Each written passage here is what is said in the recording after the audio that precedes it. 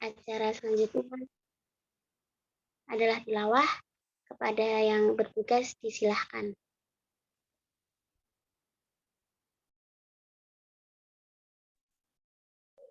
Baik. Assalamualaikum warahmatullahi wabarakatuh. Waalaikumsalam warahmatullahi wabarakatuh. Waalaikumsalam warahmatullahi wabarakatuh.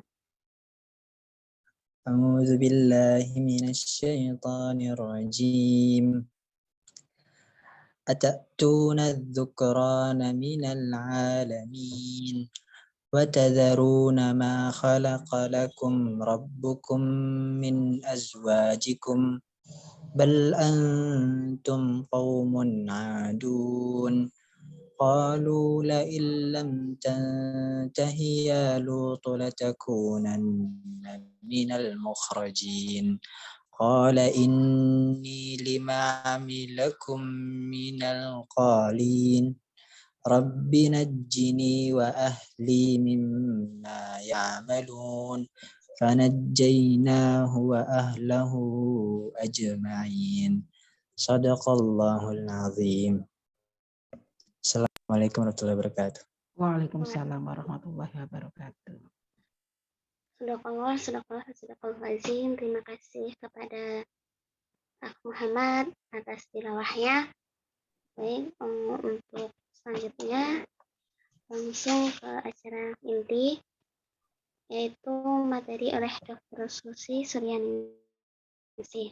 Dan sebelumnya izinkan saya untuk membacakan CV dari Dr. Suryaningsih.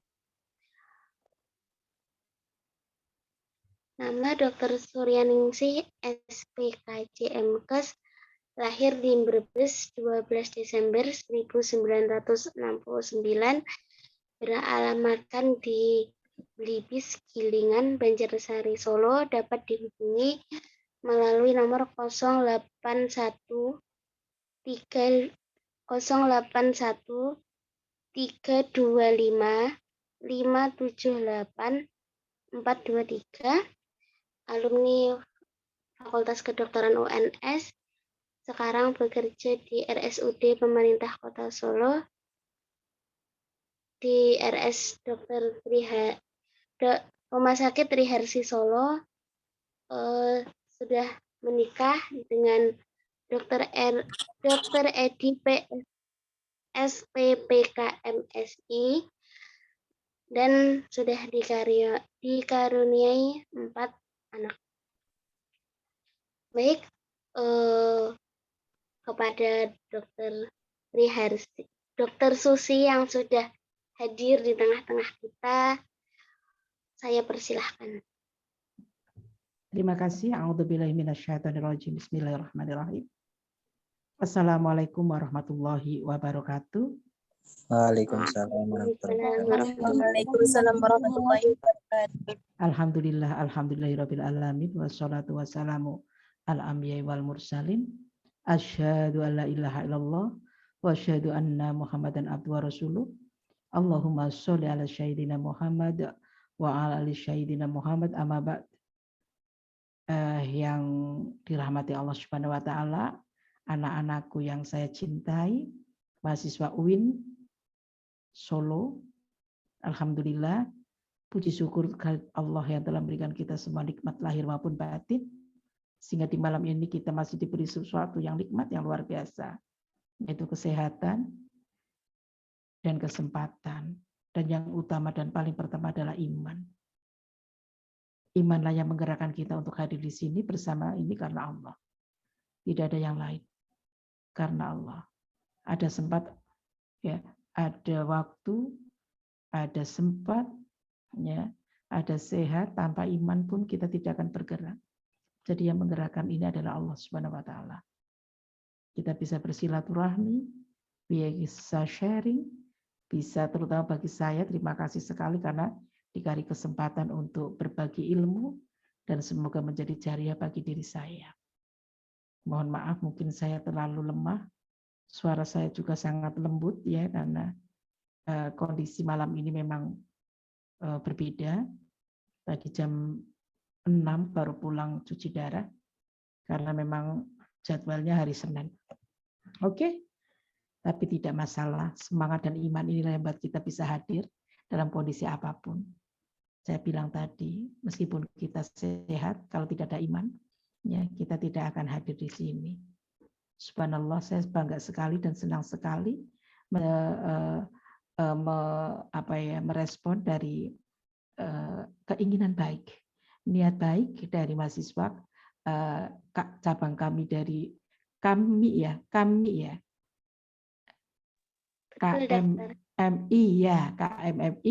UIN ya. Ya, saya senang sekali kalian anak-anak muda yang sangat peduli dengan kondisi umat, ya, kondisi peradaban.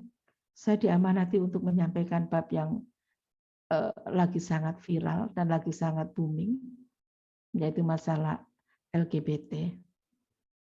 Saya katakan sejak awal di sini, sebagai seorang psikiatri, saya menangani banyak sekali kasus seperti ini.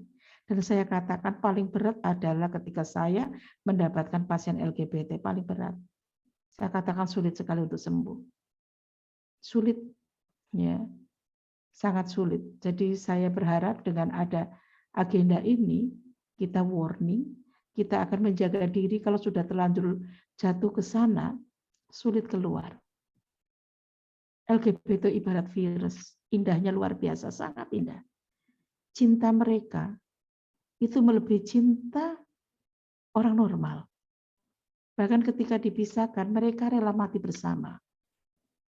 Itu yang buat kami sangat hati-hati. Ya. Mas, fotoku hilang. Membuat kita sangat hati-hati dalam menangani kasus ini. Ya. Karena pada dasarnya mereka itu juga kenapa datang ke kami? Karena dia tidak bahagia. Mereka tidak menemukan jalan. Bagaimana cara kembali? Nanti ada dua jenis ya kasus ini. Nanti sesama laki-laki maupun sesama perempuan. Ya, dengan macamnya itu adalah mereka sebagai yang inti, memang dia ada pembawaan ekosintonik, menikmati sebagai seorang LGBT, sangat menikmati, atau dia sebagai korban dari LGBT. Karena LGBT selalu menjadi predator, selalu mencari mangsa, bahkan orang normal dan sifatnya seperti virus, menular. Kita tadinya bukan LGBT, tapi tiba-tiba bisa jadi LGBT, bisa. Dan kasus ini sangat semarak banget. Ya. Dan bisa diderita oleh semua umur, Masya Allah. Memang kelihatannya setelah mereka dewasa ya.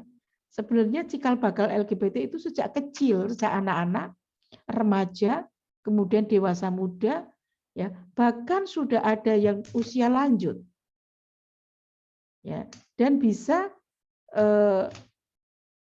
diderita oleh semua kalangan, ya, semua kalangan artinya dengan background ekonomi sosial apapun, dari kalangan bawah sampai kalangan elit.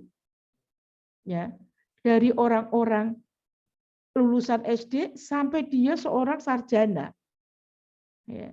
Jadi kita benar-benar kalau kita akan berjuang untuk melawan LGBT itu harus benar-benar sungguh-sungguh. Ya. Dan tidak semua psikiater itu juga mampu menanganinya. Karena memang sulit sekali. Mereka rata-rata datang ke kami itu hanya ingin menghilangkan simptom atau gejala yang dia derita. Salah satunya adalah mereka itu overthinking, mengalami kesulitan tidur atau insomnia, kemudian ada psikosomatis dalam bentuk GERD atau asam lambung, migrain, vertigo, kemudian ada lagi mereka itu dalam keadaan secara psikis adalah perilaku cemas dan perilaku depresi.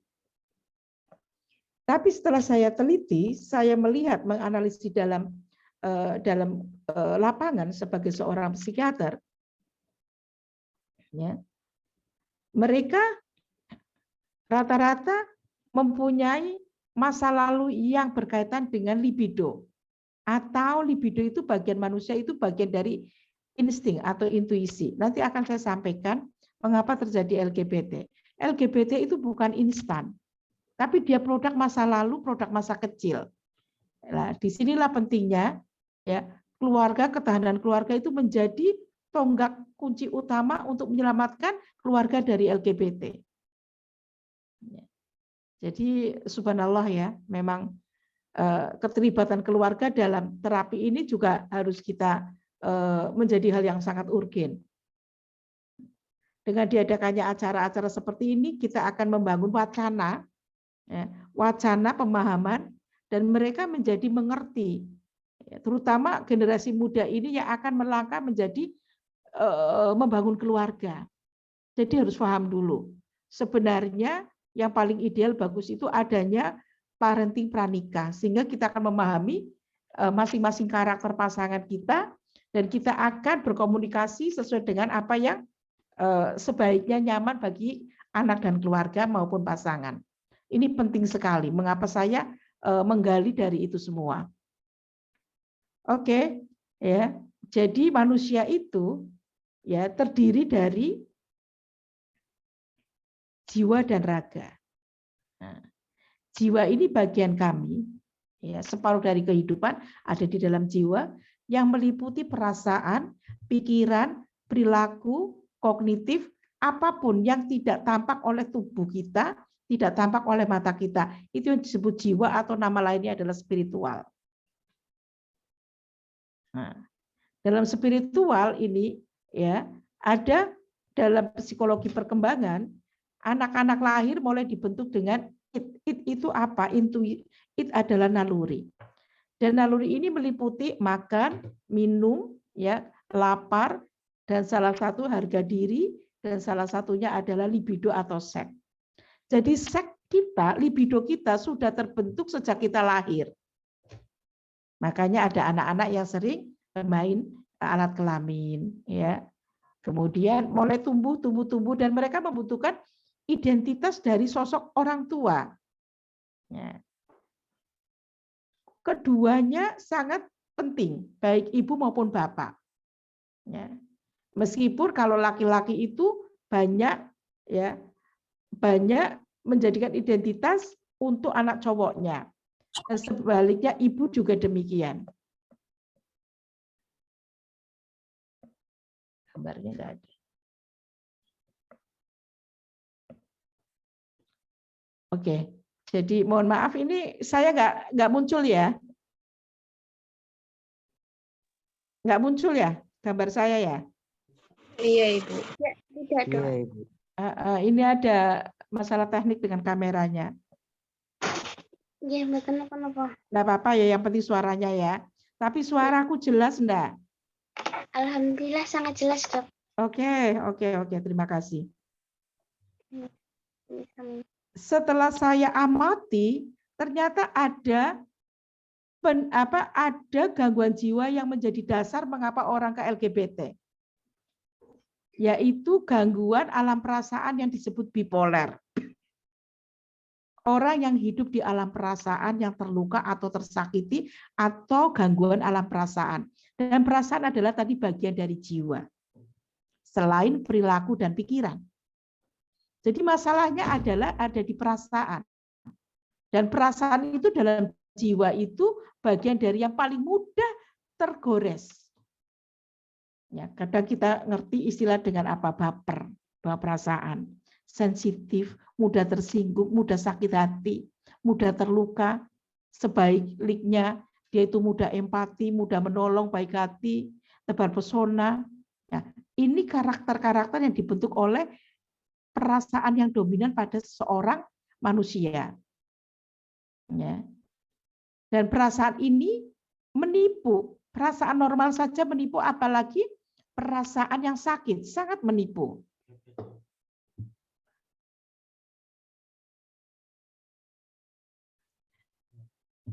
Ya. Jadi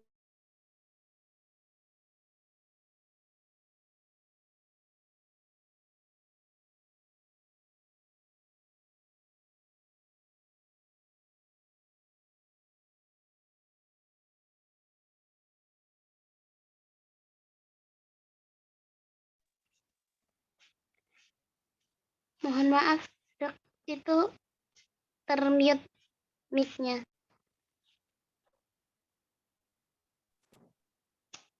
Sudah, Mbak? Alhamdulillah sudah.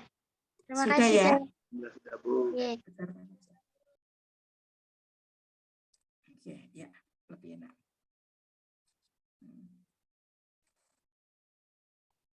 Kenapa nggak pakai itu?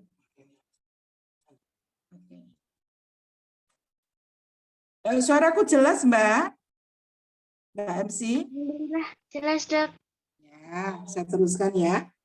Oke. Bagaimana gambaran tentang perasaan? Jadi perusahaan itu bagi jiwa manusia adalah seperti cuaca yang mudah terpengaruh oleh sekitar. Senang, susah, cemburu, cinta, depresi, manik, euforia itu bagian dari perasaan. Jadi akan saya gambarkan apa bipolar itu, ya, orang yang hidup di dua perasaan yang ekstrim. Kalau senang-senang banget, kalau susah-susah sekali. Jadi ini background dari seorang LGBT. Mulanya adalah gangguan jiwa bipolar yang tidak teratasi dan tidak diterapi. Mereka untuk mencari kebahagiaan hidup, mencari, karena dia mudah sedih, mudah tersinggung, mudah sakit hati, maka dia mencari pelampiasan, mencari coping, sesuatu yang bisa menghibur hidupnya untuk bisa bertahan hidup. Inilah ada defense mekanisme, tapi kebetulan copingnya atau pelariannya adalah hal yang imatur atau yang negatif.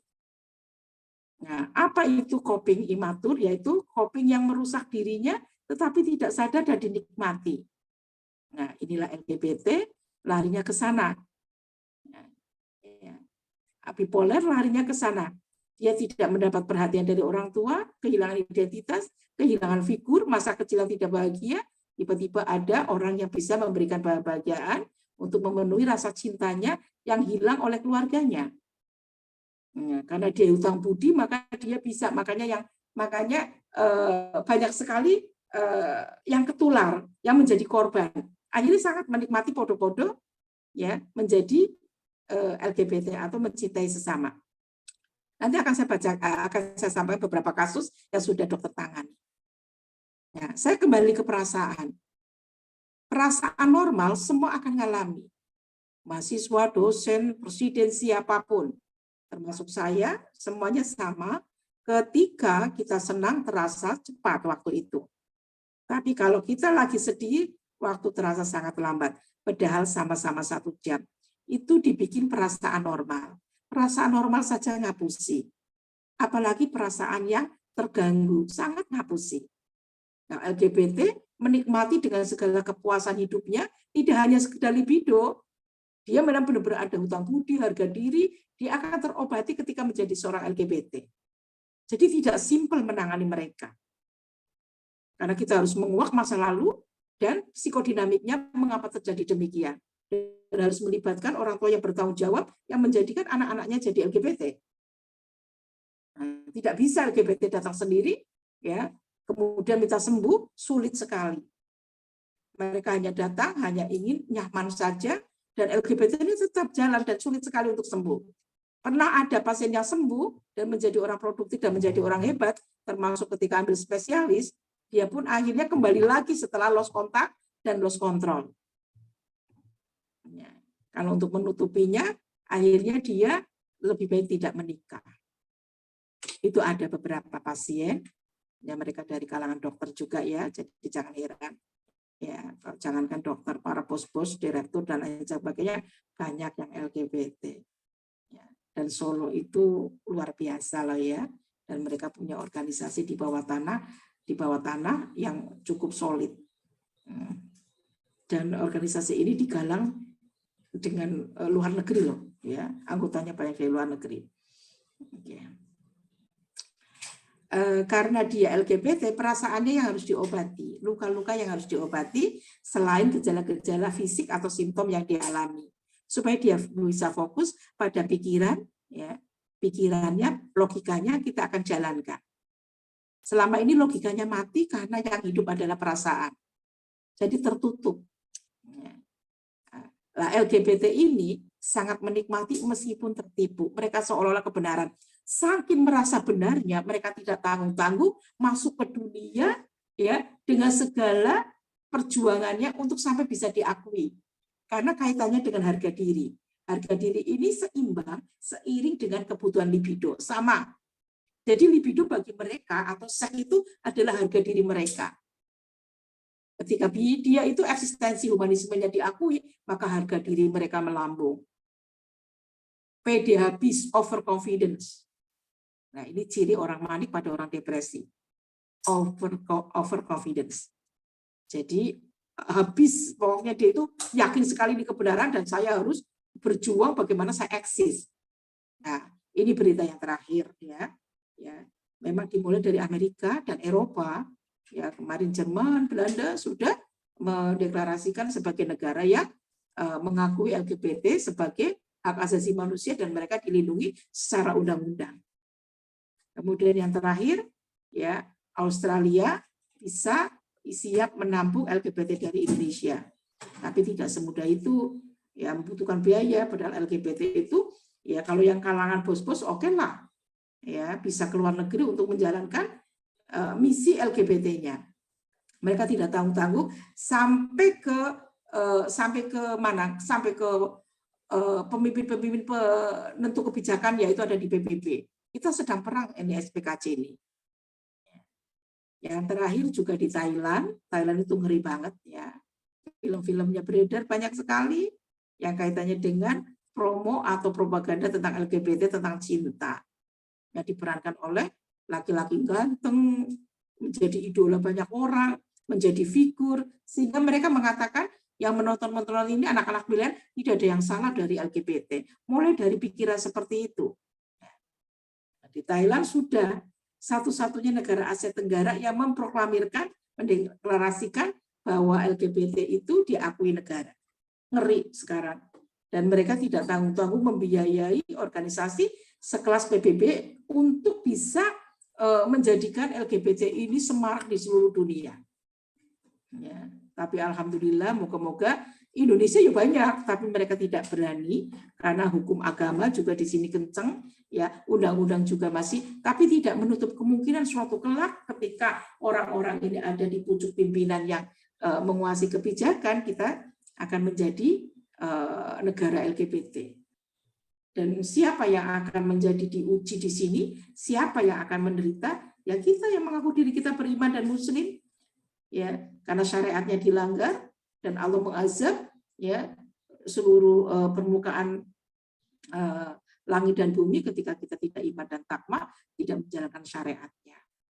Jadi itu tadi, dan sudah dicontohkan bagaimana kaum Sodomi, kaum Lut yang di bumi hanguskan oleh Allah Subhanahu wa taala. Dan yang di bumi hanguskan tidak hanya orang-orang yang maksiat, termasuk orang-orang muslim. Maka ini perjuangan, makanya saya itu kemarin itu sebenarnya waduh kok jadwal HD-nya itu maju ya Senin ya. Tadinya 1 kali Jumat, sekarang jadi 2 kali dan harus Senin. Yang bisa harus Senin. Dan Senin sore.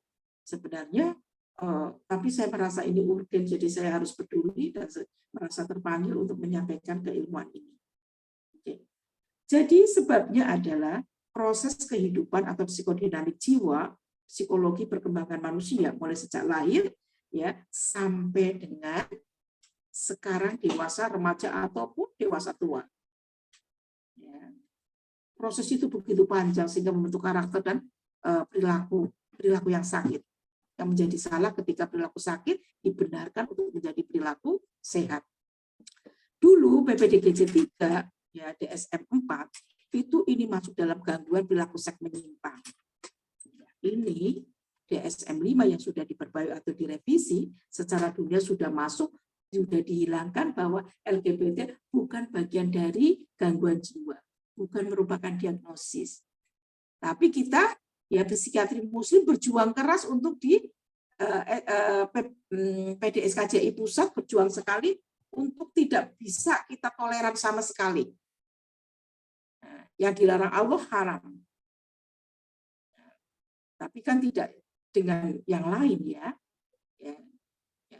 Banyak juga kayak kayak di UI itu, di Center Pendidikan UI itu, mereka ya mohon maaf antar ahli ini bisa berperang, satu membela, satu menolak.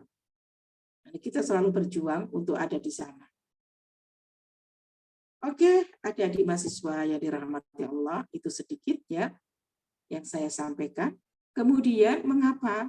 Mulai sejak dalam kandungan. Jadi Allah memberi isyarat kepada kita, ya, kalau akan menjadikan anak soleh dan soleha yang menjalankan syariat agama Islam dengan baik dan support dakwah, ya, maka mulailah untuk mencari istri yang soleh. Dimulai dari mencari istri yang soleh. Dan istri yang soleh akan didapatkan bagi anak laki-laki yang soleh. Itu sudah menjadi resep Al-Quran, yang soleh untuk yang soleh. Yang pendosa untuk pendosa, yang maksiat untuk maksiat. Oke. Kemudian, bahkan ketika hamil, bismillah kita nisbatkan bahwa anak kita akan jadi anak soleh, ya, itu ketika kita kecewa, tidak bisa menerima perasaan kita terluka oleh kandungan ini, mungkin tidak siap karena masih muda, atau nikah terpaksa, ya, nikah terpaksa, atau karena kecelakaan, hamil sebelum nikah, ya, itu kehamilan ini tidak diterima oleh seorang ibu.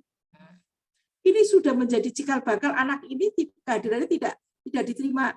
Ya, jadi di dalam kandungan saja kita harus benar-benar siap sekali menerima kehadiran anak ini dengan senang hati sebagai anugerah. Ya, ternyata memang rata-rata, ya, kalau sejak kandungan saja tidak diterima, bagaimana dia akan menerima dirinya? Oke. Kemudian setelah lahir dalam perkembangannya, ada lagi faktor penyebabnya lain adalah bapak atau ibu yang kecewa dengan jenis kelamin yang tidak disesuai. Contoh seorang ibu yang anaknya 5 perempuan semua. Maka yang kecil karena pengen punya anak laki-laki, didandani seperti laki-laki. Ego seorang ibu atau orang tua yang menyesatkan. Tidak terima takdir, tidak mendengar qadarullah. Dia kecewa sama Tuhan, sama Allah, maka dia, ini salah satu sebab-sebab, ya. Selain tadi itu kehamilannya tidak diterima, yang kedua yaitu kehadiran eksistensinya juga tidak sesuai ekspektasi oleh orang tuanya, pengen laki-laki ternyata perempuan, atau pengen perempuan ternyata laki-laki. Ini pun sangat pengaruh terhadap perkembangan psikologi anak. Pola asuh dan lain sebagainya sangat-sangat mendukung ya terjadinya gangguan LGBT ini. Seiring perkembangan, ya ternyata suami istri ini tidak tentrem, tidak harmonis dan selalu konflik. Ada kekerasan dalam rumah tangga yang dilakukan siapapun, termasuk yang paling sering adalah seorang ayah kepada ibunya. Anak ini selalu melihat ibu yang sedih dan menangis karena korban seorang ayah. Jadi dia membenci laki-laki. Kemudian dia betapa indahnya menjadi perempuan, selalu menjadi korban. Aku juga pengen jadi perempuan. Dia membenci sosok laki-laki, yaitu figur ayahnya yang tidak disenangi sejak kecil telah menyakiti ibunya. Akhirnya dia membenci laki-laki. Ya, akhirnya dia menjadi, kemudian dia akan muncul ya kelembutan dan lain sebagainya karena kedekatannya dengan ibu. Ya. Nah, ini salah. Jadi perkembangan itu sangat pengaruh sekali. Ini sudah mulai dari TK. TK yang sering melihat ibunya nangis itu, makin dini seseorang mengalami deviasi psikologi, maka dia makin cepat mengalami gangguan jiwa dan makin parah dan makin sulit sembuhnya. Oke, itu tadi. Itu sebab-sebab. Kemudian ya selanjutnya terus sampai perkembangan ya ini akan membentuk karakter sesuai dengan pola asuh, bisa juga ya genetiknya dari bipolar orang tua yang tidak diobati. Ada KDRT, ada emosi, ada konflik. Itu sebenarnya adalah ada bipolar tingkat ringan yang orang tua tidak sadari sehingga hidupnya dalam emosi. Di mana seorang ibu yang sakit atau orang tua yang sakit akan melahirkan anak yang sakit lebih parah dari orang tuanya, setingkat lebih parah dan lebih cepat.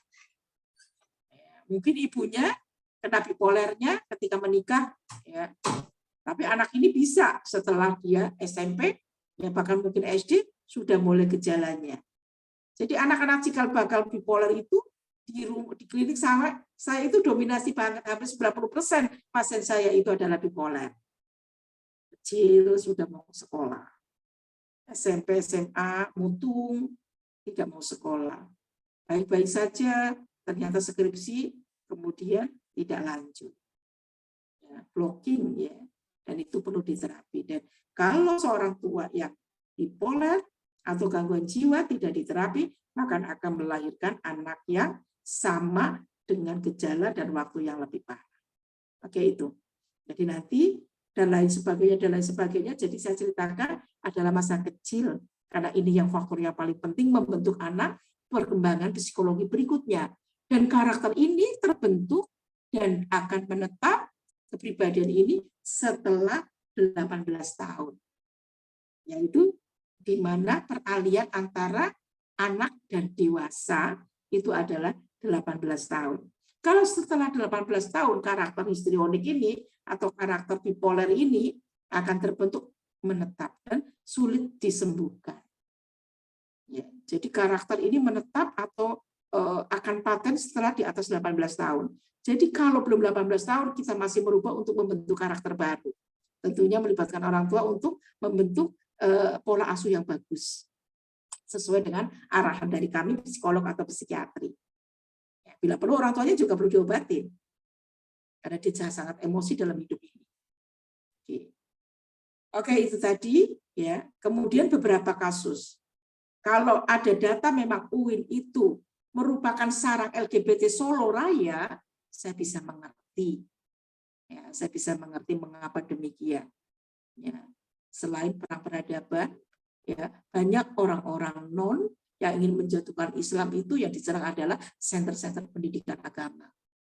Ya, ini yang unik lagi.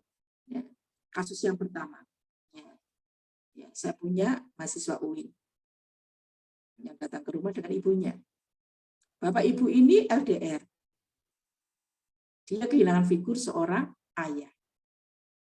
Ayahnya baik, ibunya baik, soleh-soleha. Kenapa anaknya begini? Ya, kemudian kita telusuri dan kasus seperti ini lebih mudah sembuh karena dia sendiri insight-nya baik bahwa aku ada yang salah pada diriku. Ya. Kemudian saya ajari meskipun mungkin di dalam Islam ya, karena saya harus ngecek orientasi seksnya. Apakah kamu bisa jatuh cinta dengan lawan jenismu? Saya uji dia di terapi-terapi awal untuk dia belajar untuk mencintai teman putrinya untuk jadikan pacar. Karena itu bagian dari pembelajaran atau latihan. Itu tidak mudah bagi orang yang homo untuk bisa mencintai jenis lawan jenis kelamin. Jadi dia berjuang. Nah, kalau sudah berjuang begini, masa kita haramkan? Pacaran haram loh, Dok. Dan lihat kasuistik lah. Ya, kalau psikiater itu tidak ada yang salah. Orang yang sakit yang butuh terapi itu saja. Bisa dimengerti ya. Ya. Tidak semua syariat itu berlaku untuk semua orang. Yang gangguan jiwa itu tidak. Bahkan orangnya di RSJ itu tidak ada kewajiban sholat selama akalnya tidak sehat. Dan mereka masuk surga, ya masuk surga lah. Karena tidak punya dosa. Bukankah syariat sholat itu hanya dibebankan kepada yang mukallaf atau yang sehat jiwanya. Jadi santai saja lah. Ya, santai saja, nggak perlu kusuk-kusuk banget dalam belajar agama, harus ketat, harus ini, harus semuanya serba haram, lihat kondisi. Ya, sebagai seorang terapis, aku harus bisa menerima semua pendosa apapun. Yang aku tahu, mereka bukan maksiat, tapi orang yang sakit dan butuh terapi. Apalagi anak ini disertai ibunya, minta tolong, Bu, saya carikan psikologi. Ini insight-nya bagus banget. Intinya dia mau sembuh. Dia tahu. Mungkin gangguannya itu setelah dia gede, kecilnya baik-baik saja. Oke, di terapi ini sudah sembuh, tidak minum obat lagi, dan dia sudah punya pacar. Ya, lost kontak lagi, artinya dia sudah selesai pengobatan saya, sembuh. Ya. Pertama kali saya menjadi seorang psikiater, ada kasus yang sangat hebat sekali. Seorang mahasiswi, ya, sedang ambil S2 di UNS. Gejala ini sebenarnya sejak S1 ada di UNES. Tapi dia tidak punya mangsa dan tidak punya kekasih. Dia seorang novelis, berkali-kali menjuarai lomba novel secara nasional. Cerdas sekali, pinter, jurusannya bahasa Indonesia. Ya, ambil S2. Pinter, cerdas. Dia seorang kembar, di mana ibunya itu selalu memihak kembarannya. Selalu diskriminasi sejak kecil, ibunya lebih sayang kembarannya daripada dirinya. Dirinya dekat sekali dengan ayahnya. Nah, dia hutang budi, ternyata jadi laki-laki, akhirnya dia terbentuk kelaminnya perempuan tapi jadi laki-laki. Ya, dia memposisikan sebagai laki-laki, tapi dia anak yang soleh. Dia ngaji, dia belajar agama, dia pakai kudung, jilbab, lengkap, rapi, dan syar'i. Dia menulis buku indah sekali sampai novelnya selalu menjadi juara. Kemudian dia mendapatkan satu pasangan namanya bidan. Satu kos, semua orang tidak pernah ada yang curiga. Kalau pasangan ini pasangan kekasih. Dilalai, qadarullah, dilala, si perempuan ini, si bidan ini punya kondisi bapak ibu yang kurang harmonis. Tapi mereka tidak bercerai. Ya. Dia tidak merasakan ada kasih sayang. Sementara ketika di Solo seorang diri, hadirlah seorang lesbi ini yang menolong segala keperluan dia. Mana-mana diantar. Akhirnya dia jatuh cinta karena dia seorang korban. Nah, ketika kita libatkan orang tuanya begitu shock, ya, kemudian diambil dan kemudian ya dia tidak boleh di Solo lagi. Tapi saya nggak tahu kelanjutannya karena ini kasusnya yang perempuan yang korban ini ringan. Begitu ibunya datang dan memahami apa yang salah, kemudian si bidan ini baik-baik saja. Yang menjadi masalah adalah si S2 ini. Dia shock banget. Dia meninggalkan kota Solo. Dia menangis hebat, histeris, pengen bunuh diri. Ternyata cinta yang indah itu tidak seindah kenyataan. Dulu cintaku tidak pernah kesampaian ketika nggak ada pasangan. Indah banget cinta itu. Perasaan itu indah banget. Sehingga novelnya menjadi juara terus. Begitu teraplikasi, ya Allah, saya ingin mati saja ketika aku dipisahkan dengan kekasihnya. Saya bilang mengatakan bahwa pasangan LGBT itu cintanya luar biasa, bila perlu mereka dipisahkan oleh maut. Bila perlu mati bersama. Akhirnya dia tinggalkan segalanya, sama motor, sama apa, dia pulang kampung di sana, ya di luar Solo, dan dia tidak ingin kembali, bahwa dikatakan bahwa Solo bagian pembantaian bagiku adalah neraka. Sampai buku semuanya ditinggal, mobilnya ditinggal, motornya ditinggal, sehingga akhirnya dipaketkan oleh teman-temannya. Sampai sekarang tidak mau kembali ke Solo. Dan S2-nya nggak tahu. Kemudian dia ingin menikah. Ya, ingin menikah, dijodoh-jodohkan, dilalui jodohnya belum datang. Karena dia ingin memaksakan diri bahwa aku harus sembuh. Saya akan memaksakan diriku, ya. Ternyata bisa. Kabar yang terakhir dia minta nomor WA saya. Ya, dia sudah saya nggak tahu punya anak, dia kerja sebagai jurnalis atau wartawan. Ya, sembuh. Memang berat sekali perjuangannya dia. Ya, dimulai dari banyak hal ya, yang terutama adalah yang saya ajarkan kepada dia harus memaafkan. Siapa yang dimaafkan? Ibu. Maafkan dia. Kalau kamu tidak pernah memaafkan, jangan harap sembuh.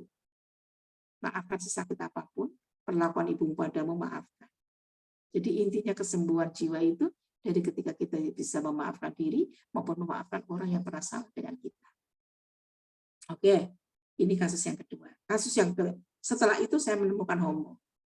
Dia mengalami pelecehan seks sejak kecil, sejak umur TK. Ibunya sibuk, ya, bapaknya menghilang, nggak tahu dia, pokoknya bapaknya hilang. Ibunya punya anak 3 itu dengan bapak yang berbeda. Berarti ibunya bipolar. Dia setiap kali ibunya pergi, dia jadi pelecehan seks, kakaknya yang laki-laki. Dia sendiri laki-laki. Maka sejak kecil adanya ketakutan, tapi tidak berani ngomong kepada ibunya karena ibunya itu emosi. Hanya mencari uang, mencari uang, mencari uang. Dia gemeter, kecil loh itu. Ya, sekitar usia mungkin SD kelas 1 atau TK ya. Selalu dilecehkan, apa pokoknya disuruh layani dengan seperti yang ada di gambar-gambar BF. Pegang-pegang alat kelamin kakaknya. Dan itu menjijikan sekali bagi ini. Tapi kemudian setelah dewasa, dia sangat kecanduan. Dan dia hanya mencintai laki-laki. Dia menjadikan sosok dirinya perempuan. Karena pada dasarnya dia membenci laki-laki karena ibunya sering menghujat, sering bercerita tentang keburukan bapaknya. Jadi yang di memori dia adalah laki-laki itu jahat. Maka aku tidak ingin menjadi laki-laki. Nah, ini kasus yang ini ya. Dia sekolah pindah-pindah. Dia jurusannya juga kesehatan. Farmasi, ini pindah-pindah. Terakhir, perpisahan dengan saya, dia ada di Semarang dan sejak itu lost kontak. Saya tidak tahu sembuh atau tidak. Dia pernah marah hebat karena saya mengajaknya untuk sembuh. Ya. Jadi dia selalu persis perempuan ya. Ya, persis perempuan, sering menunjukkan foto-foto cowok-cowok ganteng sispek. Dia bangga sekali punya teman-teman gitu. Ganti pasangan juga bolak-balik. Pasang behel, pengen mancungkan hidung, pokoknya ngono kuwi. Ya, karena kalau dibolehkan, kalau ada uang ya pengen ganti kelamin gitu ya. Tapi Allah, saya sampai detik ini, sampai jadi pasienku hilang, itu saya karena dia tidak dilibatkan orang tuanya sama sekali. Orang tuanya di Jakarta, bapaknya nggak jelas siapa, dia terluka oleh kehidupan ini, marah. Untuk apa aku jalankan syariat? Tuhan juga benci padaku. Dan aku benci Tuhan, dan Tuhan membuatku menderita sejak kecil. Jadi orang bipolar itu sangat marah dengan kehidupan ini. Dan yang untuk apa menjalankan? Jadi agama bagi orang-orang LGBT itu nggak ada. Karena mereka itu membencinya. Yang merasa diskriminasi, aku pernah menderita karena Tuhan. Sama orang tua nggak berani karena dia masih butuh uang. Ya, masih butuh perhatian dan lain sebagainya. Kasus yang berikutnya, ya, itu banyak ya. Seorang kekasih, dua-duanya pede banget. Tadinya saya membaca bahwa dia LGBT tapi tidak mengaku. Ya, laki dan laki, tapi tiba-tiba karena mungkin sudah asiknya dengan saya, dan selama ini obat sangat menolong dia untuk tidur nyaman, untuk bisa happy, untuk mengatasi depresi, cemas, ya dia lost control. Datang ke saya pakai kutek, ya rambutnya dicat, penampilan udah beda sekali. Aku langsung main tembak. Kamu LGBT, nah, dia tidak bisa berkutik. Ya, itu. Aku karena sudah trans ya sama saya menyayangi dia. Ibumu tahu, kadang tidak. Perhatian buat kamu enggak ada di Jakarta. Kamu kesini sama siapa? Sama kekasih. Suruh masuk. Kekasihnya laki-laki pejantan tangguh. Maksudnya pejantan gitu loh ya. Sempurna gitu loh. Nah, mahasiswa UMS loh ya. Universitas yang satunya mahasiswa bukan. Ya. Itu. Jadi nggak heran toh ya. Universitas Islam jadi sasaran ya, karena mereka ingin menghancurkan peradaban Islam. Itu tadi kalau yang pasangannya ini ibunya nggak tahu, keluarganya nggak tahu. Saya pendekatannya sebulan sekali ketemu, dia membutuhkan obat untuk tidur, untuk bahagia, karena memang obat itu ada. Tapi sedikit-sedikit nilai-nilai saya masukkan bagaimana, mengapa kamu begitu, saya terangkan bahwa dia selama ini pernah mati karena ibu itu tidak sesuai kodrat Tuhan. Sehingga kamu menderita. Kalau saya tega dengan kamu, saya putus obatnya dan kamu menderita. Dan kamu akan berubah. Berubahnya pahit sekali, tapi bisa jadi dia bunuh diri. Karena zonanya sangat nyaman menjadi LGBT, saya ajak dia untuk meninggalkan zona nyaman ini. Kalau sembuh kan zona nyaman hilang. Terikat. Jadi LGBT tidak sekedar kebutuhan seks. Cinta, kasih, harga diri. Itu yang membuat kita itu sangat sulit. Ya. Oke, itu kasus. Ya lagi. Kemudian yang terakhir, seorang ibu solehah. Ya, dia punya suami seorang dosen, profesor. Ya. Datang dengan sedih sekali, membawa anaknya karena HIV. Karena HIV. Ternyata ditelusuri, ya, dia mahasiswa di Bandung. Disuruh pulang untuk terapi HIV. Terus kemudian apa ya? Setelah dilacak dia seorang LGBT. Orang tuanya shock banget dan tidak bisa bicara apapun, kecuali beku dan sedih. Ya, kemudian atas rekomendasi temannya diajaklah ke tempat kami. Anak ini sangat reject dengan ibunya. Bahasa tubuhnya tidak ingin, denial banget, saya tidak ingin mempunyai ibu. Mengapa demikian? Ibunya nggak ngerti mulai kapan dia LGBT. Ternyata ngerti nggak? Dia mulai SMP. ketika dimasukkan ke pondok, SMP, SMA, coba. Sekarang mahasiswa menemukan dunianya, menemukan kebebasannya menjadi LGBT di Bandung. Apa yang dia lakukan menjadi LGBT di pondok? Karena sesama. Mereka aslinya di Poland mendapatkan tidak ada figur ayah. Dia memposisikan juga sebagai kadang perempuan, kadang laki-laki, aneh memang LGBT. Sekarang dia hanya percaya pada saya dan dia ingin sembuh, tapi tidak mau pindah dari Bandung. Saya ingin menerapkan sekolah. Saya yakin dia tidak mau berpisah dengan kekasihnya. Orang tuanya tak suruh ikhlas dulu, saya pelan-pelan untuk membangun karakter yang baru, ya, yang jelas dia itu sejak kecil tidak pernah mendapatkan perhatian dan kasih sayang ayah karena sibuk menjadi seorang bapak karir. Sementara ibunya perfect sekali, KB harus sesuai syariat, dikencengi, dipondokkan, belum saatnya dia itu bahagia sudah disuruh soleh. Jadi jangan harap kita itu soleh kalau belum bahagia. Ya. Jangan diharap kita sukses kalau belum bahagia. Orang yang bahagia pasti sukses, tapi orang sukses belum tentu bahagia. Jadi syarat untuk menjadi soleh adalah kita harus bahagia dulu, menerima kodrat, menerima agama, menerima Tuhan dengan baik, dengan kesenangan hati kita yang hakiki atau mutlak. Nah, baru kita kasih banyak ajaran agama, ya supaya logika kita itu jalan sehingga dengan senang hati, karena kita sudah terlampaui kesenangannya di dunia, ya, sehingga mudah untuk menerima hal-hal yang ya berbau agama. Oke. Itu tadi. Banyak lagi kasus-kasus yang lain, anaknya pendeta juga ada. Dia sangat mencintai anak tunggal, mencintai cowok yang ada di Bogor. Tapi ini yang mengobati adalah orang tuanya. Dia sendiri ya bocah pintar, tapi kendalanya ya kadang-kadang mau sekolah, kadang tidak. Dicek ternyata dia ya banyak keranjingan, ya cintanya lewat online. Apalagi ya masih banyak kasus-kasus yang lain ya, mungkin itu yang sudah saya sampaikan. Bagaimana cara mensikapinya? Jadi begini, ini dari Allah, anak itu milik Allah. Ini adalah musibah bagi sebuah keluarga. Maka satunya adalah iman, takwa, tawakal, dan sampaikan bahwa ini adalah innalillahi wa inna ilaihi raji'un. Kembalikan kepada pemiliknya. Dan yang paling utama adalah syukur kita masih ada anak meskipun LGBT ini adalah menyelamatkan anak-anak kita dari petaka bunuh diri. Bunuh diri kayak apa? Sangat dilaknat karena putus asa dari rahmat Allah. Selamanya neraka. Ya.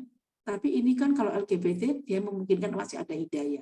Masih ada bisa terapi, ada psikiater yang bisa membantunya untuk kembali ke jalan yang benar.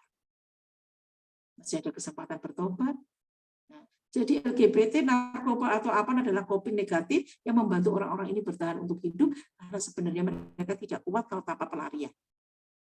Dan cenderung ingin putus asa dan bunuh diri. Tidak kuat. Jadi menyelamatkan dari bunuh diri. Dan menyelamatkan dari apa? Dari gangguan jiwa berat yang ada di RSC yang harus diopnam di sana. Jadi ini sebenarnya kita bersyukur. Masih ada kesempatan untuk menjadikan dia baik, asal sebabnya adalah kita perbarui. Ya. Jadi yang pertama dari sikap seorang tua adalah sikapi sebagaimana dia orang sakit, maka si waras ngalah. Ikhlas serahkan kepada Allah bahwa ini adalah bagian takdirnya. Kemudian orang tua ini menyadari kesalahannya bahwa kita bukan parkir yang sesuai dengan yang Allah mau. Kita itu kecewa, sedih karena menganggap anak itu adalah milik kita, padahal kita hanya sekedar tukang parkir. Serahkan sama Allah sepenuhnya. Ya, ikhtiarkan saja, carikan psikolog atau psikiater yang layak, yang bagus gitu loh, yang bisa membimbing dia secara spiritual maupun secara agama. Agama juga pelan-pelan loh, spiritual dulu yang dibantu dengan benar. Baru kita tenangkan tentang agama di dalam hatinya. Mohon ampun sama Allah. Menjadi seorang ibu yang punya anak, minta ampun atau ayah. Kemudian apa? Ya, minta ampun sama Allah. Perlakukan anak ini sebagaimana orang normal. Dia punya harga diri sesuai dengan standar umurnya. Jangan perlu dikasihani, disayang. Nggak perlu, dia nggak butuh itu. Dia pengen diperlakukan sebagai anak dewasa. Ya, perlakukan sebagaimana anak normal. Diingatkan saja kalau memang dia ini. Tapi kalau tidak mau jangan dipaksa, karena dia orang dewasa yang bisa menentukan jalan pikirannya sendiri, jalan hidupnya sendiri. Kemudian orang tua ini tobat, berubah, ya, yang kemarin itu A harus B, yang tidak ada A lagi. A membuat kehidupan ini sakit, maka kita harus berubah menjadi B. Jadi perlu sekali hijrah orang tua ini. Yang tadinya aktif sekali, ya, memikirkan orang lain menjadi dosen yang hebat, dia mulai memikirkan keluarganya. Ibunya yang fokus sekali dalam menjalankan ajaran, mulai santai dan rileks. Harus berubah dari sebelumnya. Bapak Ibu ini dalam bimbingan dan arahan dari seorang psikiater.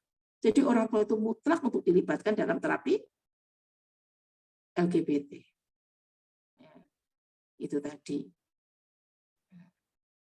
Apalagi, ya, perlakukan sebagaimana dia orang normal, sikapi sebagaimana orang sakit, maka kita ikhlas, dia lagi sakit, kita ngalah.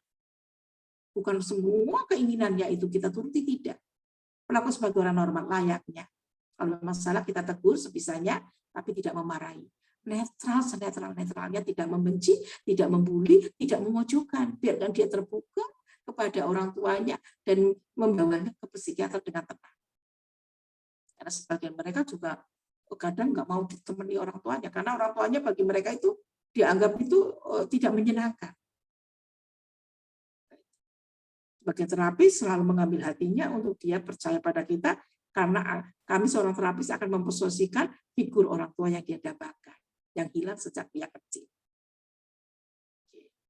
Apalagi mungkin itu dulu ya tentang LGBT ya. Saya pikir cukuplah untuk kalangan mahasiswa bagaimana cara mensikapinya.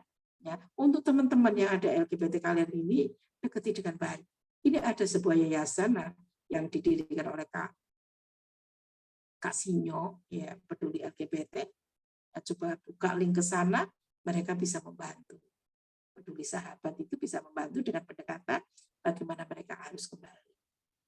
Ini yayasan, ya, LSM yang didirikan oleh tadi Kak Sinyo. Ada juga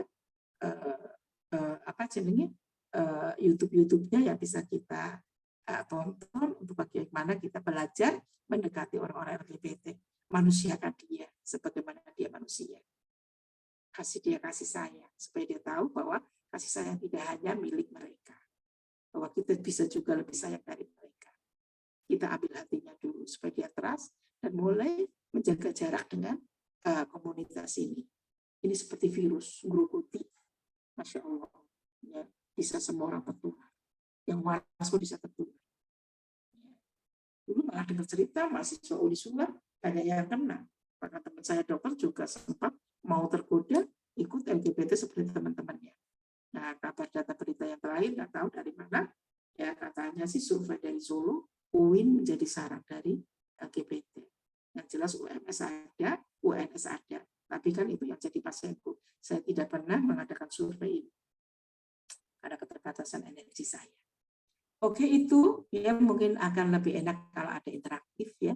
Kalian akan menanyakan, nanti kena sasaran. Apa pertanyaannya, saya jawab sesuai dengan pertanyaan. Terima kasih ya.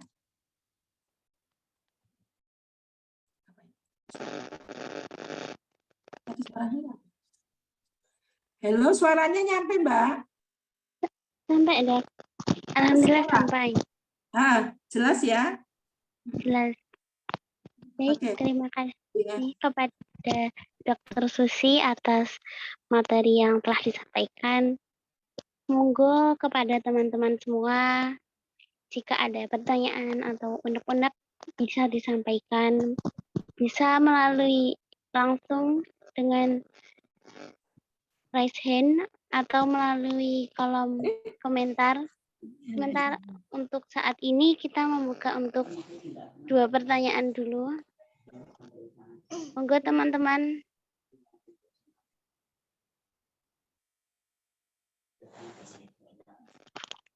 Ini ada yang bertanya di kolom komentar ya, boleh. Bacakan aja. Jika ingin bertanya disilahkan, Mas Jangan, Muhammad Bu. Sonhaji. Oh, ini. Monggo Mas. Oh ini ada yang Suara Mohon saya nyampe enggak ya? Suaranya nyampe, Mas. sampai Mas. Ya, terima Dipersilahkan. kasih atas waktunya. Nama saya Muhammad Son Haji dari Pekalongan, Kota Batik. Mau bertanya ini, Bu. Bu Susi ya.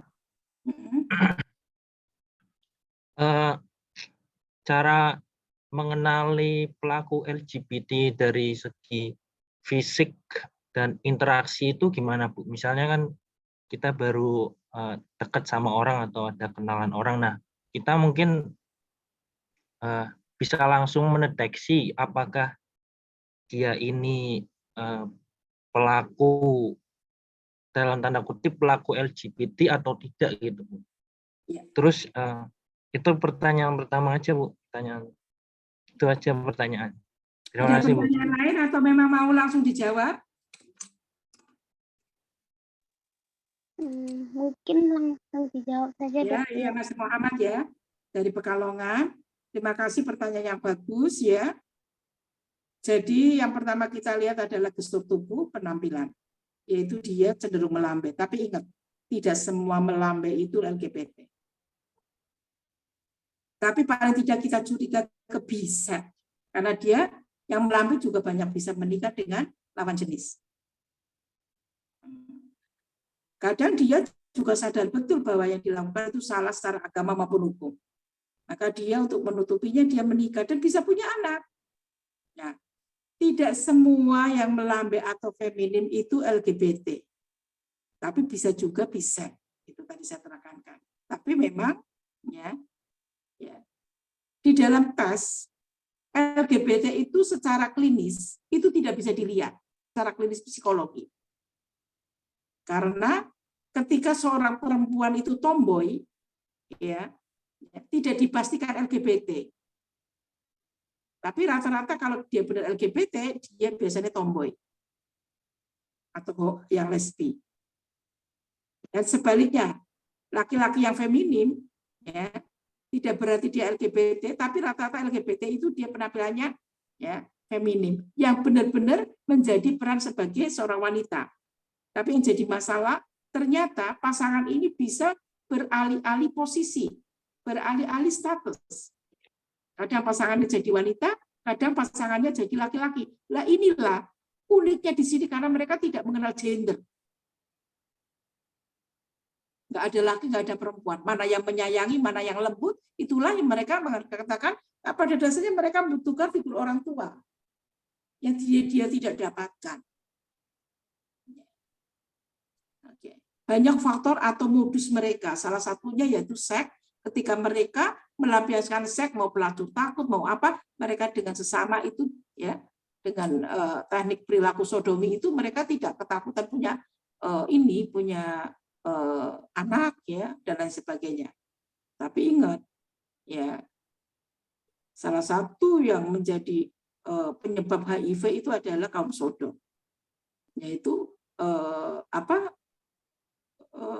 hubungan lawan jenis yang tidak pada mestinya lewat dubur itu atau sodom ya itu akan resiko sekali akan terjadi perlukaan dan akhirnya darah dengan darah akan mudah menularkan HIV di samping karena injeksi. Jadi itu tadi cara mengenalinya itu tadi. Kemudian ya saya pernah punya pasien perempuan ya. Dokter boleh nggak sih aku cium dokter, aku kok anu banget ya, sayang banget sama dokter gitu. Boleh cium, tiba-tiba dia mencium mulut saya. Oh, saya sudah tahu kalau dia lesbi. Jadi pasti saya lama, tapi dia mungkin karena kedekatan yang luar biasa, dia sempat jatuh cinta mungkin sama dokter sama saya, kemudian minta dia itu diizinkan untuk mencium saya.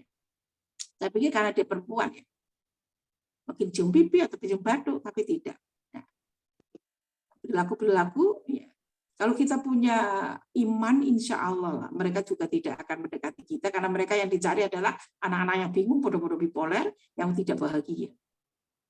Ya, dan mereka, jadi kita yang istiqomah ya orang ini, mereka juga jaga jarak dengan kita. Bisa dilihat mereka ketika bergaul dengan kita, mereka sebenarnya minder, karena terjadi perang batin. Sebenarnya itu perilaku yang spontan. menjaga diri kita, gitu. Mereka overconfident-nya kepada sesama kok, sesama penderita LGBT. Dengan orang yang lawan jenis, dengan komunitas tertentu, dia akan menjaga jarak. Jadi saya punya anak dokter, dan dia juga seorang dokter. Anak dokter, dia seorang dokter. Dia tahu agama sejak kecil. Tapi dia benar-benar merasakan dirinya adalah LGBT.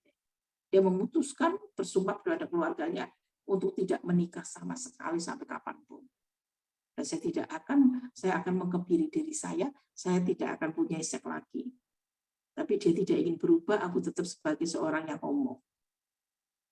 Alasannya masuk akal, rasionalisasi, seolah-olah bisa dibenarkan. Orang tuanya juga akhirnya menerima. Orang obati, udahlah biarkan, udah takdirnya begitu, sebenarnya salah itu. Ya. Kemudian dia mengatakan, ya, bahwa mama, saya itu ada di komunitas itu karena saya akan melindungi ya teman-teman yang seperti saya dari mangsa predator. Rasionalisasi sebenarnya karena dia tidak mau berubah untuk zona nyamannya bahwa dia yang tidak bisa mencintai lawan jenis. Oke, ada nggak gitu? Ya, mungkin udah lulus ini dulu kok Asia di Surabaya, di Jawa Timur. Oke, jadi itu bisa kita kan punya sense ya, punya perasaan sensitif ya untuk bisa mengenal. Ya, meskipun kemudian dari penampilan kalau sudah overconfident, apalagi sekarang kayaknya semarak sekali, mereka kadang menunjukkan jati dirinya, ini loh aku LGBT, ya, dengan pakaian yang feminin, ya, dengan pakaian yang warna-warni, ya, dan simbolnya kan mereka bisa kok siapa-siapa yang terlibat di mereka sebagai pendukung, sebagai apa. Nah, kalau pendukung orang mungkin kalau bukan LGBT pasti LGBT. Dia mungkin dari sisi bisa gitu ya, jadi bisa punya keluarga, bisa kadang untuk menutupi dirinya. Dan ini memang sulit dia itu egosentorik, menikmati. Jadi merasa bahwa yang salah adalah kelahiran dan takdirku. Ya. Jadi saya adalah seorang perempuan yang terjebak dalam jenis kelamin laki-laki atau sebaliknya. Oke, mungkin itu pertanyaannya Pak Ahmad Muhammad ya. Bisa kita akan mengasah unik lah, melambai juga banyak loh yang melambaikan. Kalau saya punya teman keluarganya juga harmonis bagus, tapi kok sering sekali memeluk teman cowok ya, yang maco-maco yang dari fotonya kayak paparazzi sering terlihat di foto-foto teman, tapi saya cuma guyoni saja. Tapi saya tidak berani menuduh atau mau diagnosis sama sekali tidak. Ya, tapi saya cuma berguyon. Biarkan pelangi indahnya tetap di atas, jangan turun di bumi. Itu aja. Sebagai simbol guyon saja. Tapi kalau dilihat memang dia melo dan melambai. Tapi dia ya belajar nge-gym dan sister bagus. Dan dia punya keluarga yang bahagia. Oke gitu. Baik, kepada Mas Muhammad Sonhaidi, apakah ada feedback atau sudah cukup? Ya, terima kasih Bu atas jawabannya. Soalnya hampir ya saya sendiri hampir rata-rata dari ya 50% teman saya itu hampir melambai semua Bu, hampir gitu. Hampir melambai semua soalnya itu. Dan ya karena itulah saya juga khawatir sebetulnya. Nah, kemarin ada kasus juga ini dari Wonogiri Pondok Pesantren, dia seorang ini dia tahfidz Quran. Jadi dia membaktikan diri menjadi musrif. Nah, dia diserai diamanati 3 cowok dalam satu kamar. Nah, dia kena fitnah, tapi dia memang melambai dan cantik. Tapi dia kumisan jenggoten karena dia saya cek ternyata setelah saya tes dan saya bipolarnya tidak ada, dan memang karena dia merasa pola asuhnya sejak kecil dekat sekali dengan ibunya. Dekat, tapi keluarganya baik-baik saja, agamanya juga bagus. Saya bilang tidak mesti mereka itu LGBT meskipun melambai. Saya tes saja, ya, dengan cara bicaranya macam-macam kita tes. Ya, dia bisa nggak jatuh cinta dengan lawan jenis sejak kecil kan? Orang pengen pacaran kayak cinta monyet selalu ada sejak TK SD kita dipacok-pacoknya. Kalau dipacoknya seneng apa tidak? Kalau seneng ya berarti dia punya orientasi seks yang bagus. Namanya seduction. Oke, itu ya. Melambai tidak berarti ya, tapi rata-rata yang mereka memposisikan sebagai perempuan karena salah identifikasi bias gender sejak kecil, biasanya ya muncul melambainya benar-benar LGBT. Tidak mudah, saya itu pasien tahunan ke saya saja sampai detik ini dia tidak pernah saya diagnosis LGBT kok.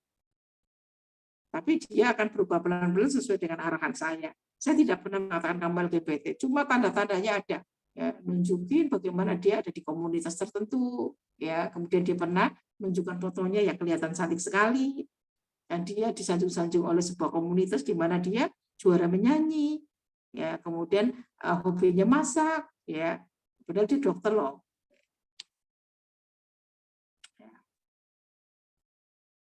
Bisa dilihat misalnya yang sudah sepuh-sepuh gitu ya, di atas 40 sampai 50, kenapa tidak menikah? Iya dok, saya nggak pengen menikah. Rata-rata LGBT nggak mau menikah. Kamu LGBT ya? Iya dok, tapi saya mau sembuh kok. Setelah tua merasa menderita. Jadi mengapa orang tidak menikah juga kemungkinannya 50 melambai ya, yaitu karena pola asuh juga. Jadi yang dicontoh ya adalah ya ibunya ya kasus. Jadi pengen jadi seperti ibu karena dia membenci sosok laki-laki. Mungkin itu Mas Ahmad. Tidak harus dihindari kalau memang dia. Saya punya teman banyak kok yang melambai. Ya, tapi saya kadang curiga jangan-jangan bisa dia.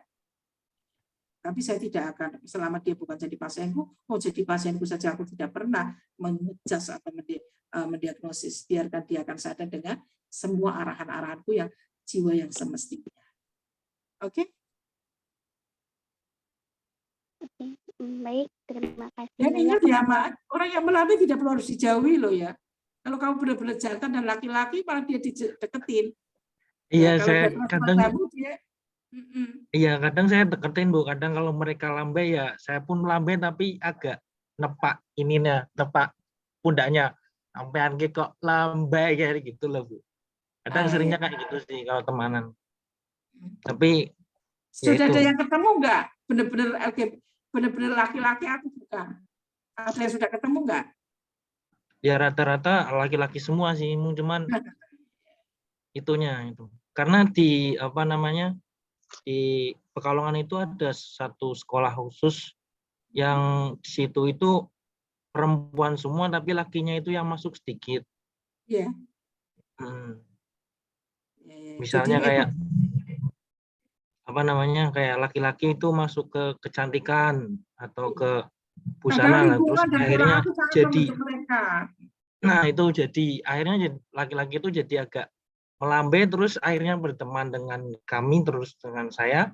Nah itu gemes bae karo iku Bu.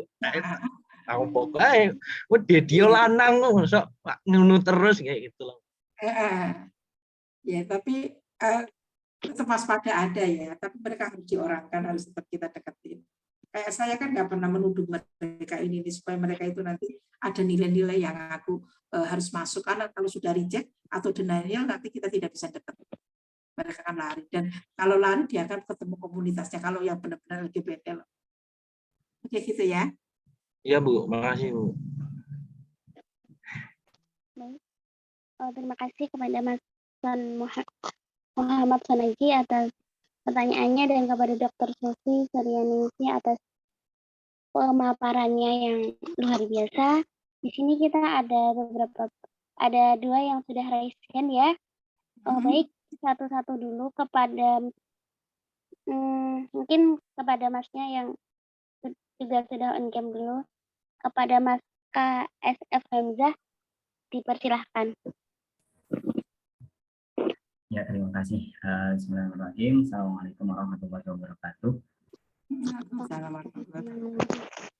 Dokter, perkenalkan sebelumnya nama saya. Suaranya hilang timbul ya. Oh, kurang jelas ya Bu ya? Hilang timbul. putus-putus. Mungkin Betul. terkait sinyal. Jadi mungkin sinyalnya. Kalau ini sudah jelas? Sudah. Oke. Sebelumnya perkenalkan, nama saya Hamzah. Saat ini sedang kuliah di UIN Malang, jurusan psikologi. Sebelumnya, dokter, terima kasih atas materi yang disampaikan. Masya Allah, sangat bermanfaat untuk kehidupan kita ya, yang saat-saat ini mungkin sedang tergerus oleh pengaruh-pengaruh tentang LGBT.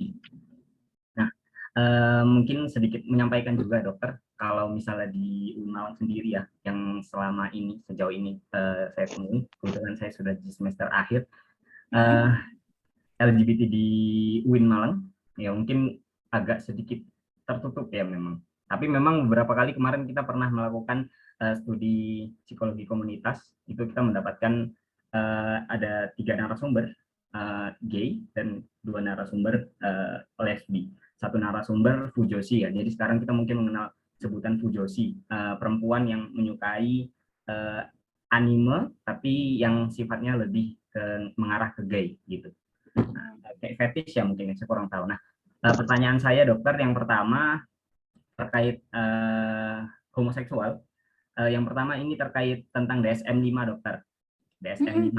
Nah, di DSM-5 kan sudah dihapuskan terkait homoseksualitas sebagai mental disorder. Nah, berdasarkan pengalaman dokter, kira-kira apa yang mendasari dihapuskannya homoseksual ini dari DSM-5 atau panduan yang biasa dijadikan kitab sucinya psikiatri dan psikolog. Nah, seperti itu. Itu yang pertama. Yang kedua, tips dan kiat apa yang bisa kita lakukan nih sebagai mungkin kita sebagai teman atau mungkin sebagai saudara atau mungkin sebagai aktivis juga ya, mungkin yang ada di sini sebagai aktivis, yang bisa kita lakukan ketika kita menemui teman kita, saudara kita yang mungkin punya hal-hal yang mengarah ke sana. Karena kalau misalnya di Sinyo itu kan ada istilah same sex attraction gitu ya, yang nggak homoseksual sebenarnya, bukan gay juga, karena mereka hanya punya rasa saja, tapi belum pernah sampai melakukan perilaku seksual seperti itu. Mungkin itu pertanyaan 2 tadi. Terima kasih dokter atas materi dan penyampaiannya. Assalamualaikum warahmatullahi wabarakatuh. Waalaikumsalam warahmatullahi wabarakatuh. Mas Zaki apa Mas Rizky ya tadi? Hamzah dokter. Hamzah. Oh, Mas Hamzah. Semester terakhir psikolog Brawijaya Malang ya. Brawijaya Malang. Tadi yang pertama dasar DSM inilah, karena mereka pintar berpolitik ya. Hampir semua aktivis di dunia itu bersatu. Mereka bisa mempengaruhi di mana ya DSM 4 dan seterusnya itu produk dari WHO. Dan ketika WHO itu kan anaknya si PBB. Siapa yang mengambil keputusan ini? Kalau saya sih ya itu tadi, bagaimana kiat peradaban yang diperangi oleh Yahudi dengan cara apapun, mereka tidak mengenal apapun, yang penting hancurnya syariat Islam di bumi ini. Apapun. Dan mereka bisa mendekatkan diri menjadi orang-orang penting di PBB. Di WHO terutama. Sehingga kebijakannya memihak ke sana dengan alasan adalah hak asasi manusia. Sebenarnya dasarnya cuma itu. Tapi kalau aku melihat sih ya itu tadi. Ya, grand besarnya adalah untuk menghancurkan peradaban Islam. Karena pemudanya seperti ini sudah rusak semua tatanan kehidupan. Jadi itu yang menjadi modus mereka, dan mereka tidak segan-segan ada di posisi-posisi yang sangat penting. Ya, di negara-negara Barat, Eropa, semua, Amerika terutama, pelopornya. Mereka nggak tanggung-tanggung mengeluarkan biaya sebanyak apapun mereka yang dibutuhkan LGBT akan dicurahkan, termasuk Indonesia adalah sasarannya. LSM ini akan dibiayai bagaimana caranya mengembangkan ya LGBT di Indonesia. Jadi itu tadi ya. PPDGJ itu adalah hak wewenang orang Indonesia. Kita menjadi orang Timur yang mayoritas Muslim mestinya, dan kita memegang syariat meskipun bukan negara agama, bukan negara Islam, tapi kita tidak bodoh. Ya, jadi negara. Memang sejak dulu sebenarnya sejarahnya LGBT itu dari Eropa yang dibawa oleh siapa? Oleh VOC atau Belanda yang untuk di Indonesia. Kemudian ada Inggris dan lain sebagainya dari Eropa asal muasalnya. Kemudian karena terlalu lama dijajah, kemudian kebudayaan juga mulai termasuk Ponorogo dengan reoknya. Mereka ngopeni ya sebagai gemblek, yaitu anak laki-laki yang menjadi pujaan atau apa jenenge ya kekasih-kasihnya para reok itu. Kemudian ada lagi di mana ya memang tidak subur sih, tergerus juga. Ya. Nah, di Kalimantan juga ada budaya-budaya yang sumbernya dari LGBT yang akan memakmurkan tapi kan mereka melebur budaya ya, jadi kadang dibolehkan, kadang juga tidak, terserah kearifan lokal masyarakat sekitar. Kalau dianggap sebagai budaya, ya sudah, mengapa enggak ada yang salah. Tapi kalau ada unsur itu tadi, kan itu jelas sekali di Ponorogo itu. Ya reok itu kan, ya, ada anak laki-laki yang diopeni oleh si pemain reok ya sebagai syarat ya, anak laki-laki ini benar-benar jadi kekasih atau jadi apa syaratnya reok ya, itu kan juga reok itu kan ya, jenis klinik dan mistik juga. Terus ajaran di Kalimantan apa ya, saya lupa itu ceritanya. Intinya ada sejak itu. Jadi kemudian seiring dengan ini dulu masih masuk dalam kriteria gangguan. Karena tidak ada politik, tidak ada policy dari mereka yang berkuasa, tapi mereka semakin eksis dan overconfident, ingin diakui. Mereka juga manusia yang punya hak asasi untuk bahagia, karena cinta itu adalah bagian dari spiritual yang harus dikembangkan dan menjadikan orang bahagia. Ya, jadi kemudian tapi di Indonesia kan tetap saja kita berjuang. Kalau ternyata perjuangan yang Muslim ini kalah juga tidak menutup kemungkinan, termasuk psikolog yang Muslim harus berjuang. Bagaimana PDGJ 5 itu benar-benar dia masih tetap masuk, kalau nggak salah masih masuk penyakit ya, yang sudah hilang itu di DSM, produk WHO ya.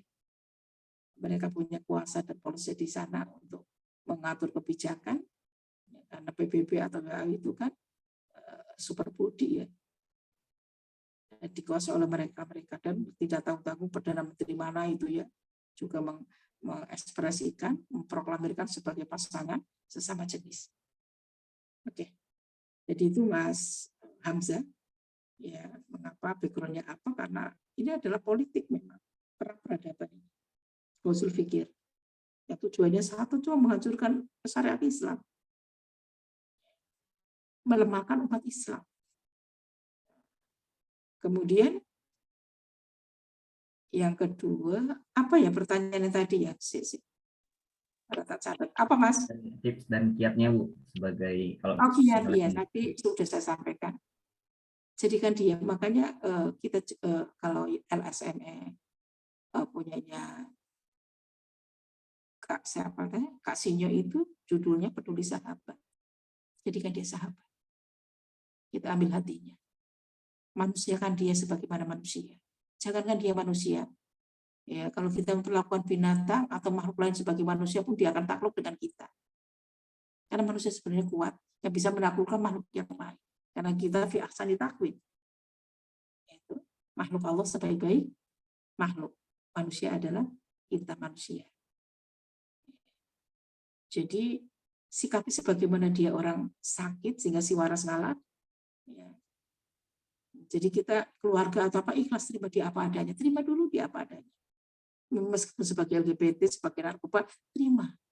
Disyukuri bahwa kita masih punya anak yang dilalai kok konangan dikasih sakit. Jangan sedih, jangan kecewa, jangan mengeluh. Terima dia dengan ikhlas. Sebagai sahabat apapun. Ya. Perlakukan sebagaimana orang normal. Nggak usah dikasihani kamu kalau LGBT, sayang ya, nggak perlu. Dia butuh harga diri sebagai laki-laki dewasa atau perempuan dewasa. Jangan dipaksa seperti diatur-atur seperti anak-anak, tidak. Atau dibelas kasihani, dia tidak perlu belas kasihan. Rasa iba dan sebagainya nggak penting. Ajak saja aktivitas-aktivitas yang mendukung sebagai seorang laki-laki. Kita dekati dia supaya dia tidak dekat ke arah sana. Apalagi ya yang menjadi korban-korban saja. Korban-korban ini mudah sekali begitu orang tuanya terlibat, ya insya Allah ya, yang menjadi berat ketika dia egosintonik artinya dia menikmati sebagai LGBT-nya, menjadi karakter hidupnya. Itu pun suatu ketika perang batin dan akan menjadi menderita dan sakit saat menderita, itulah dia butuh pertolongan. Dan ketika butuh pertolongan itulah kita harus hadir.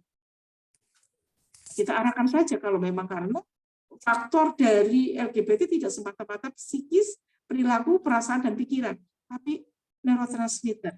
Sehingga libidonya kita tekan turunkan dengan anti-mani. Karena dia overconfidence. Ya, pas depresi kita menemaninya dan kita kasih antidepresan. Kecemasannya kita kasih anti cemas. Insomnianya kita kasih anti insomnia. Kita libatkan psikologi juga boleh diantar ke sana. Ya, atau mungkin kita arahkan ke psikiater yang mungkin punya pengalaman, yang bisa menjadikan sahabat juga. Ya.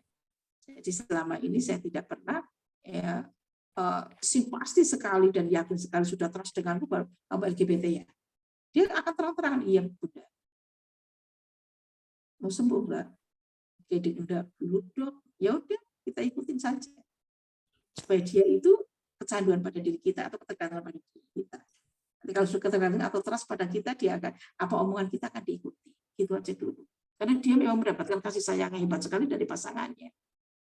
Saya katakan cinta mereka hebat sekali. Bila perlu kalau dipisahkan mati bersama. Kalau patah hatinya orang yang beda jenis masih bisa diobati, waktu juga bisa menolongnya. Tapi LGBT tidak. Kalau patah hati, ya kemudian pasangannya itu menikah, itu dia menjadi LGBT menderita, mau berobat lah. Ketika pasangannya menikah dengan orang lain yang beda jenis, dia menderita sekali, kayak pengen mati, tapi orang wani mati, wedi. Akhirnya dia mau berobat. Aku berobat dok, aku butuh obat. Butuh diobati, biar caranya biar sembuh, karena mereka menderita sekali. Jadi jangan distigma dia. Jangan dihindari, jangan disingkirkan, jangan dibully.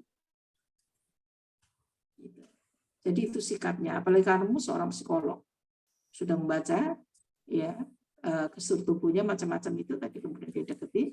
Kalau nggak deket ya nggak apa-apa lah, bukan urusanmu. Tapi paling tidak kamu bisa ada akses ke sana via caranya.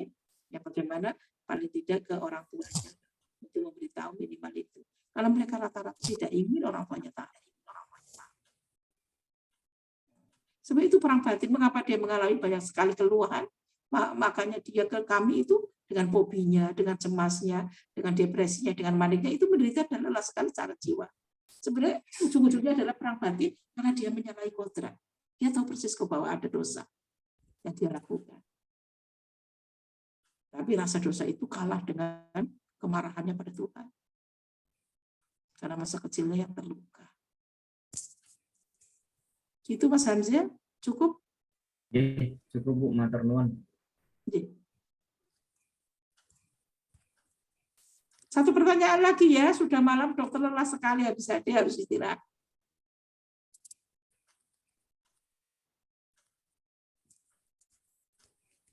Apa sudah selesai? Halo? Masih di mute itu sepertinya. Iya, mohon maaf. Mohon maaf, mungkin satu pertanyaan lagi cukup dari mohon maaf, ini ingat sudah malam ya. Terima kasih kepada teman-teman semua atas antusiasnya yang luar biasa. Mohon maaf kepada teman-teman yang sudah bertanya namun belum sempat menyampaikan pertanyaannya. Dari kami memohon maaf yang sebesar-besarnya. Mungkin sebelum ditutup, dokter mau menyampaikan sedikit pesan buat kami semua. Dipersilahkan. Yang penting adalah bagaimana kita menjadikan dia sahabat. Intinya itu. Jangan pernah dibully, jangan pernah menstigma atau menghindar dari mereka. Meskipun mereka melakukan sikap yang tidak baik, maka jangan dibalas dengan rasa marah. Dia tidak sopan, dia meskipun kita menjadi digoda oleh dia, nyenggol-nyenggol atau sering elus-elus kita, jangan kita bereaksi hebat. Seolah-olah tidak terjadi apa-apa. Supaya dia, karena pada dasarnya dia itu kalau membuat ulah, ya itu senang sekali kalau yang diulah itu marah. Jadi menjadi kepuasan reinforcement untuk mendapatkan kepuasan, aku akan lakukan hal yang sama dan seterusnya. Jangan bereaksi seolah-olah tidak ada apa-apa. Hal itu wajar saja, ya, tapi kita harus waspada mensikapinya dengan pendekatan yang lain dari sisi yang lain. Ya, kadang ada loh, ya perawat kemarin ada yang melaporkan dokter A itu kok sering ngelus-ngelus punggungku ya dok. Ya, enggak apa-apa. Ya, enggak apa-apa. Kamu hindari dengan cara pelan, jangan reaksi hebat. Jadi dia kalau marah itu dia bisa menjadi musuh dan membenci kita sehingga reject dengan kita. Sehingga kalau sudah reject dengan kita, kita tidak bisa masuk memasukkan nilai-nilai kebaikan. Jadi itu ya, intinya itu tadi. Dan bentengi kita dari pelangi yang indah sekalipun, jangan pernah ada turun di keluarga kita, dengan kita menyiapkan diri generasi yang bagus, ya menerima takdir dengan baik, dengan apapun. Kalau kita sudah terlanjur sakit, terima takdir sakit itu dengan cara apapun, ya yang penting ikhlas dulu. Perkara kita yakin kalau ada niat baik untuk sembuh, pasti Tuhan kasih kesembuhan. Kalau Tuhan menghendaki kita sembuh, nggak usah berobat pun sembuh. Jadi sikapi sebagaimana kita ikhtiar untuk mendapatkan pahala ikhtiar dari sakit dan berobat, bukan untuk sembuh. Supaya tidak kecewa, tidak ekspektasi. Apalagi kalau kita teman-teman kita ada yang begitu dan kita melakukan pendekatan dan tidak ada hasilnya, jangan pernah putus asa. Jangan pernah kecewa, jangan pernah mengeluh. Karena kita itu menjadi role model buat mereka, bagaimana kenyamanan mereka dengan kita. Itu ya.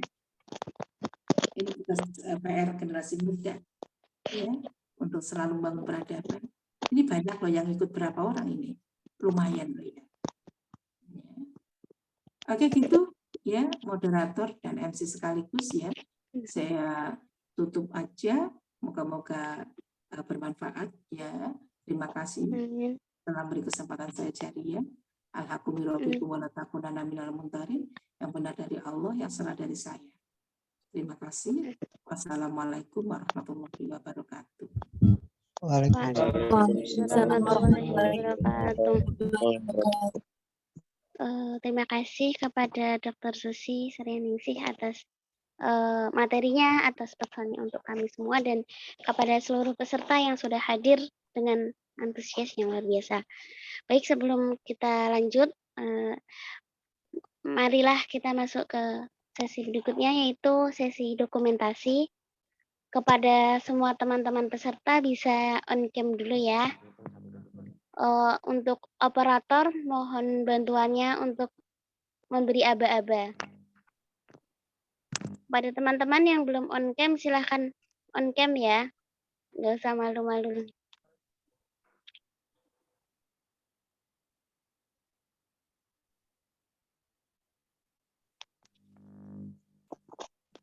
Halo, operator, bagaimana? Siap. Siap. Saya hitung ya. Ya, dipersilahkan.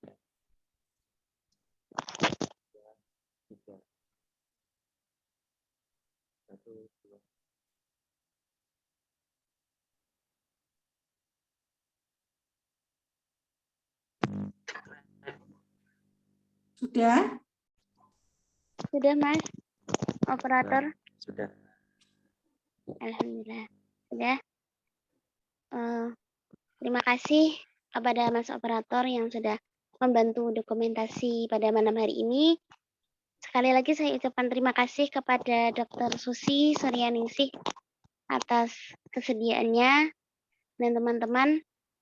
Saya untuk acara selanjutnya yaitu penutup.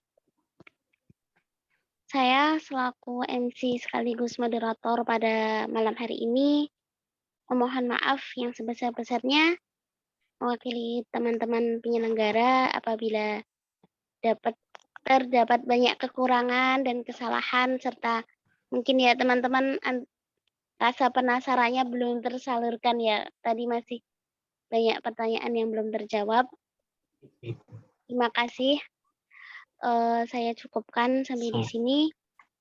Sebelum kita tutup, marilah kita istighfar bersama-sama terlebih dahulu.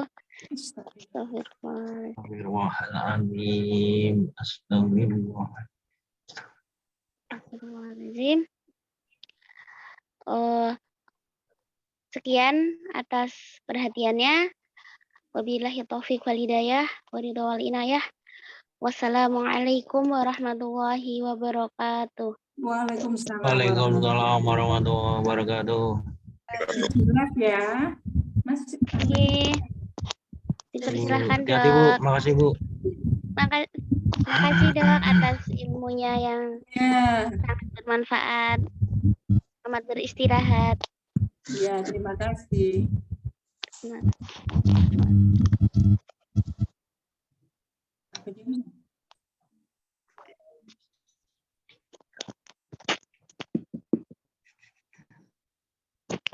Semoga teman-teman